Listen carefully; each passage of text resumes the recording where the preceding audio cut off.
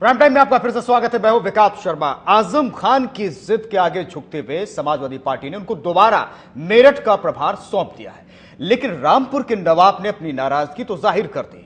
इससे यह भी साबित होता है कि पार्टी में सब कुछ ठीक ठाक नहीं चल रहा है। अज़मियत का असर।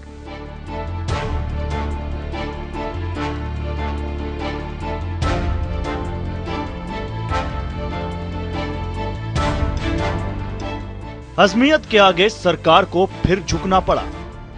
उन्होंने अपने तेवर तल्ख किए और उनको दोबारा जिम्मेदारी दे दी गई। पार्टी से अपनी नाराजगी जाहिर करके वो दिल्ली चले गए। वहां से उन्होंने मुख्यमंत्री और पार्टी के दूसरे नेताओं पर निशाना भी साधा। उन्होंने अपना खत लीक होने का ठीकरा भी पार्टी में अपने विरोधियों पर फोड़ा। ये ऐसी बात थी जिसको ज़बानी नहीं कहा जा सकता था, और वो बात भी रिकॉर्ड की थी, और ये बात भी रिकॉर्ड की है कि मैंने पत्र लिखा है, इसमें कोई दो राय नहीं। लेकिन जिसने इस पत्र को, इस सीक्रेसी को गवर्नमेंट की लीक किया है, कितने ही अहमियत के हों, लेकिन उन्होंने न पार्टी के साथ अच्छा किया है, न सरकार के साथ अच्छा किया है। अखिलेश से नाराज आजम। आजम की नाराजगी मुख्यमंत्री अखिलेश यादव से है। उन्होंने खत भी मुख्यमंत्री को ही लिखा है। जब इस बाबत अखिलेश से पूछा गया तो उनका भी कहना था कि आजम नाराज नहीं है। वही पार्टी प्रमुख मुलायम सिंह यादव ने आजम अखिलेश विवाद को खारिज कर दिया। अब वो राजनीतिक आज मत करिए, आज राजनीतिक इसलिए मत करिए, समय नहीं है, लेकिन उसके लिए भी कोई ऐसी बात नहीं है, ऐसा कोई नाराजगी बड़ी नहीं है। अखबार तो बढ़ चढ़ के लिखता है, वरना न्यूज कैसे बनेगी। लंबी चलेगी लड़ाई। आजम की नाराजगी बहुत कुछ बयां करती है। आजम पार्टी का वो चेहरा है जिसकी नाराजगी को नजरअंदाज करना तकरीबन नामुमकिन है। वो जिद्दी भी हैं और अपने वकार को लेकर बेहद संजीदा भी। यही वजह है कि मेरठ के प्रभार से हटना उनके लिए नाकाबिले बर्दाश्त है। आजम खां को भले ही जिम्मेदारी दोबारा मिल गई हो, लेकिन अखिलेश से उनकी लड़ाई लंबी चलेगी। इंडिया न्यूज के लिए लखनऊ से खुर्रम निजामी की रिपोर्ट। दरअसल ये लड़ाई कैसी है? सरकार के अंदर ही सरकार के मंत्री के तरीके सवाल उठाते हैं, नाराजगी जताते हैं, और आज का जो वाकया था, जो कि बहुत ही कद्दावर मंत्री हैं, सरकार में नंबर 2 की हैसियत रखते हैं, उन्होंने इस तरह से नाराजगी जताई और इसके बाद फैसला उन्हें वापस लेना पड़ा, सरकार को भी, और कहीं ना कहीं जो नाराजगी थी वो काम आई। हमारे साथ विजय बहादुर पाठक साहब जुड़ चुके हैं, जो कि बीजेपी के प्रदेश प्रवक्ता हैं। इसके अलावा हमारे संवाददाता फरमान अब्बास भी जुड़े हुए, बात करते हैं। विजय साहब, सबसे पहले आपसे सवाल यह है कि आखिर जो कुछ आजम खान ने किया है, पहले मेरठ के मंत्री पद से उन्हें प्रभार से हटाया गया, इसके बाद उन्हें वापस दे दिया गया, ये एक उदाहरण नहीं है। कई ऐसे सरकार में उदाहरण सामने आए हैं कि सरकार ने फैसला लिया है, फिर यू टर्न ले लिया है, यानी कि फैसला पलटना पड़ा है। सवाल यह है कि आखिर जब सरकार पलटती ही है फैसलों से, जब सरकार को यू टर्न लेना ही पड़ता है, तो ऐसे फैसले क्यों लेती है? और दूसरा सवाल क्या है कि क्या सब सरकार में सब कुछ ठीक ठाक चल रहा है? ऑल इज वेल है क्या सरकार में सब कुछ? नेताजी ने शायद कहा है कि ऑल इज वेल है, पर अब मतलब गंभीर घटना है। मंत्री स्वयं पत्र लिखता है मुख्यमंत्री को, और जब वो पत्र लीक हो जाता है तो वो सवाल खड़ा करते हैं किसने लीक किया। जाहिर है उनका सवाल जायज है, मंत्री और मुख्यमंत्री के बीच में कन्वर्जन है, किसने वो पत्र लीक किया, ये उससे बड़ी घटना है। वो नाराज हैं अपनी बात से, मुख्यमंत्री को लेकर के वो पत्र लिख रहे हैं, ये बात अलग है। लेकिन आजम खान साहब ने जो बड़ा सवाल खड़ा किया है, मैं उससे सहमत हूं कि किसने ये पत्र लीक किया। मुख्यमंत्री के खिलाफ साजिश होती है, मुख्यमंत्री कहते हैं साजिश हो रही है, किसने साजिश किया? तमाम सारे सवाल जनता के सामने खड़े हैं। जनता जानती है कि जो वादे हैं, जैसे जैसे सरकार के समय पूरे हो रहे हैं, सरकार के समय दिन बीत रहे हैं, लोग अपने वादों का, अपने सवालों का जवाब चाहते हैं, और मंत्रीगण, मुख्यमंत्रीगण ऐसी बातें कर करके कोई न कोई रास्ता, कोई न कोई गली, कोई न कोई मोहल्ला खोजने की कोशिश कर रहे हैं। ये उचित नहीं है। अगर किसी ने जाए, किसने लीक किया, बड़ा सवाल है। आजम खान साहब जो विषय उठा रहे हैं वो ठीक विषय है, और उन्हें कोई नाराजगी है तो ये सब कुछ कैसा चल रहा है ये सब जनता जानती है। लेकिन उन्होंने आज जो कहा कि साहब किसने लीक किया पत्र, तो किसने लीक किया? पत्र उन्होंने लिखा, मुख्यमंत्री रिसीव किया, या तो उन्होंने लिख किया बिल्कुल या बिल्कुल मुख्यमंत्री ने लिख विजय किया। साहब, सवाल ये है कि दरअसल क्या कुछ दिखाना चाह रहे थे मंत्री आजम खान साहब? हमारे साथ हमारे संवाददाता फरमान अब्बास इस वक्त सीधे जुड़े हुए हैं।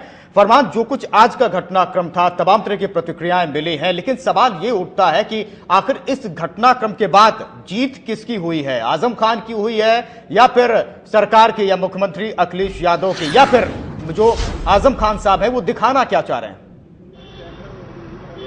देखिए, अगर सबसे पहले अगर जीत हार की बात की जाए तो चूंकि ये पार्टी का अंदरूनी मामला है, इसलिए इसमें किसकी जीत हुई या किसकी हार हुई ये कहना बहुत ज़्यादा मुनासिब नहीं होगा। लेकिन अगर आजम खान साहब की बात करें तो आजम खान साहब का कद अगर समाजवादी पार्टी की मौजूदा सरकार है या फिर पिछली सरकार रही हो मुलायम सिंह यादव की, आजम खान नंबर 2 हमेशा रहे हैं उत्तर प्रदेश की समाजवादी पार्टी सरकार में, और मौजूदा सरकार में भी आजम खान का कद जो है वो नंबर 2 की पोजीशन पर है। समाजवादी पार्टी के सामने सबसे बड़ी समस्या ये है कि आजम खान को वो किसी भी कीमत पर नाराज नहीं करना चाहते हैं, उनको नाराज नहीं देखना चाहते हैं, क्योंकि उनके सामने जो 2014 का जो लोकसभा चुनाव है वो बिल्कुल सामने है। और मुलायम सिंह यादव या समाजवादी पार्टी की सरकार या फिर समाजवादी पार्टी खुद ये हमेशा से आजम खान को बतौर मुस्लिम चेहरा पार्टी में और सरकार में दोनों में पेश करती आई हैं। ऐसे में आजम खान की जरा सी भी नाराजगी वो पार्टी के लिए एक नई मुसीबत खड़ी कर सकती है।